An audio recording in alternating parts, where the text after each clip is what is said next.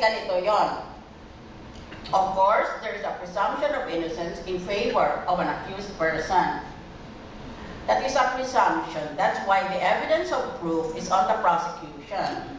You and I are presumed to be innocent when we are charged, and it is not our duty to defend ourselves unless the prosecution has presented evidence against us.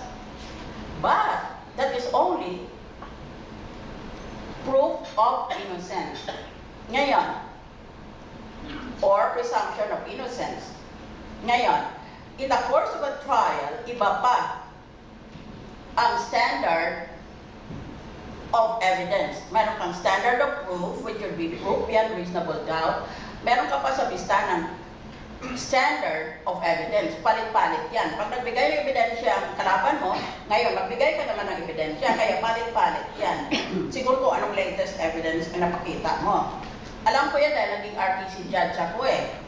In fact, sa buong Senado, ako lang ang naupo at nagtiyaga sa trial court sa Quezon City.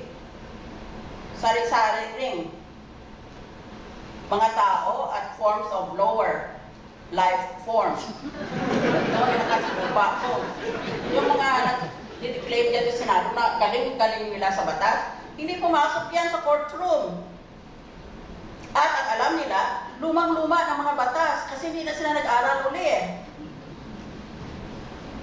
Kaya, pag sinabihan mo, ito na ang bagong teorya, sasabihin nila, ano yun? Hindi ko narinig yun ah. Hindi naman sila bingi. Illiterate lang sila.